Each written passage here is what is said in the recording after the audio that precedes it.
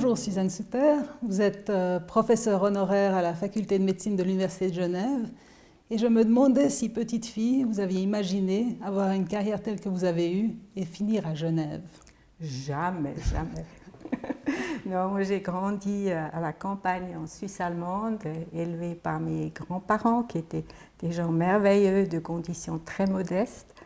Et surtout le parcours qui m'a menée à l'Uni de Zurich, finalement, il y a beaucoup de maîtres d'école qui ont joué un rôle, qui m'ont aiguillée finalement vers le collège d'abord, parce que c'est un maître d'école qui a dit à mes parents à mon père qu'il fallait m'envoyer au collège.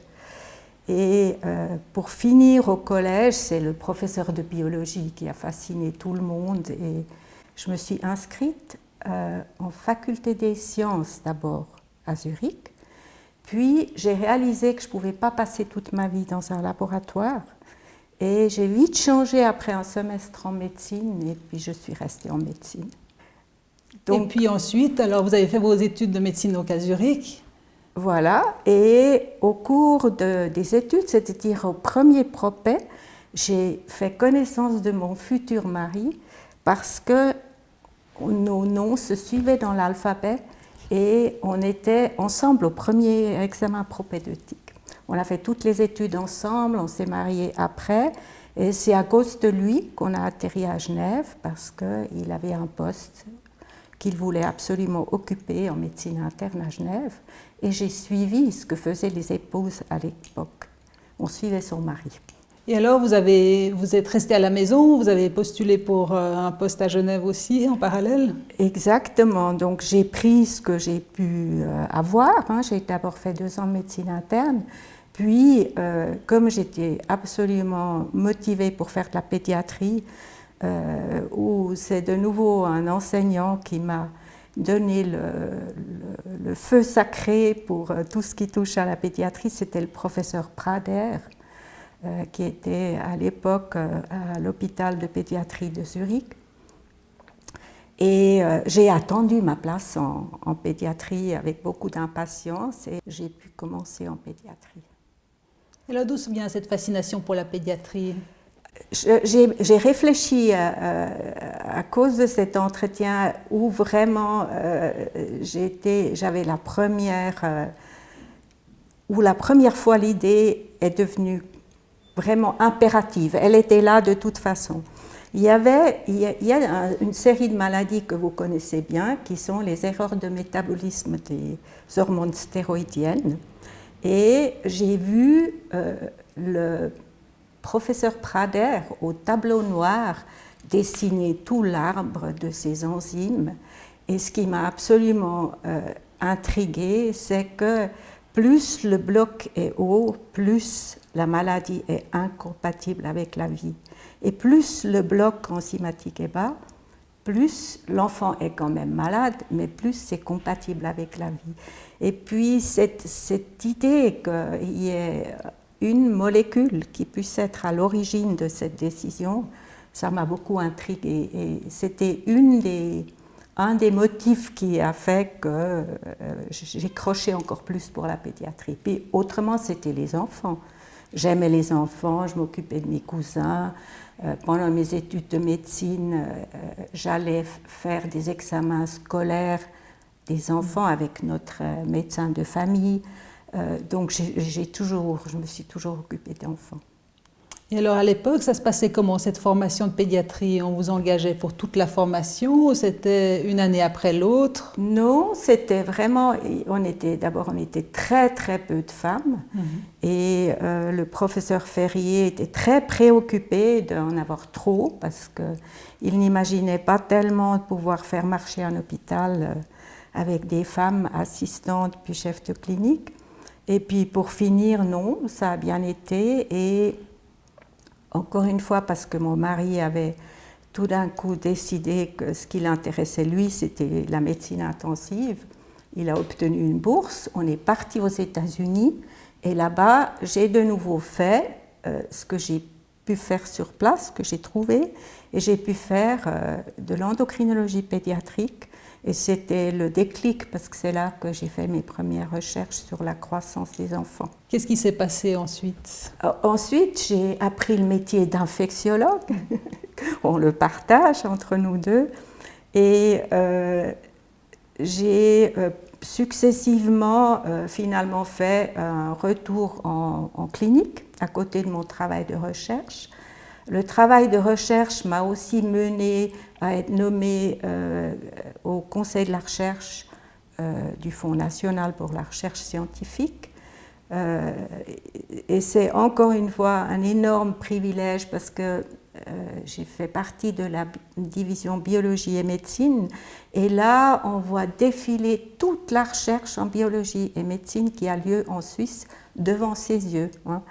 Et je crois que j'ai jamais autant vu de richesse au niveau des projets au fond se déployer devant moi, et je dois dire que c'était des années magnifiques, et aussi l'interaction avec les biologistes dans cette division, les autres cliniciens, c'était extrêmement enrichissant. Est-ce que c'était difficile d'être une femme parmi tous ces hommes, d'avoir une voix? C'était moins difficile parmi des chercheurs que parmi des cliniciens. On était beaucoup mieux acceptés en recherche parce que là, on a des moyens de juger assez rapidement, si on veut ou veut pas interagir avec quelqu'un. Mais en clinique, c'était difficile. Et ensuite, après la fin de ma formation en maladie infectieuse, j'ai fait mon privat-docent, et le grand pas par la suite était quand même toute une expérience, parce que à l'époque, il n'y avait aucune femme chef de service d'un grand service clinique. Il y avait des femmes en médecine du travail, Paul Ray par exemple. Il y avait des femmes en médecine fondamentale, mais pas en médecine clinique. Cette nomination comme chef de service est une étape importante dans votre vie, puisqu'en fait, elle vous a conduit jusqu'à votre retraite après. Vous êtes tout à fait. Et je dois dire que ça fait quand même 1990 jusqu'à 2008, ça fait 18 ans. Et c'est tombé dans une période charnière, je crois, pour la pédiatrie, pour plusieurs raisons. Une des raisons était qu'il y a eu une révolution technologique qui a permis enfin, d'avoir de meilleurs outils diagnostiques chez les enfants en bas âge, qui sont, comme tout le monde sait, des petits êtres bien vulnérables, et il y avait beaucoup de méthodes invasives qu'on pouvait utiliser chez l'adulte pour faire des diagnostics qu'on ne pouvait pas appliquer aux enfants. Alors, il y a eu le développement d'abord des ultrasons, de l'ultrasonographie, qui nous a donné accès une première fois au cerveau des enfants à travers la fontanelle pour les tout petits, puis l'imagerie par résonance magnétique qui a littéralement révolutionné notre façon de travailler en pédiatrie. En fait, c'est dans tous les domaines, ça joue un très très grand rôle. Moi, je me rappelle de vous en tant que mon enseignante, et oui. Justement, je me rappelle en particulier de certains cours sur le développement que vous avez donné sur l'enfant normal. Quelles étaient pour vous les satisfactions dans l'enseignement que vous avez eu à la faculté?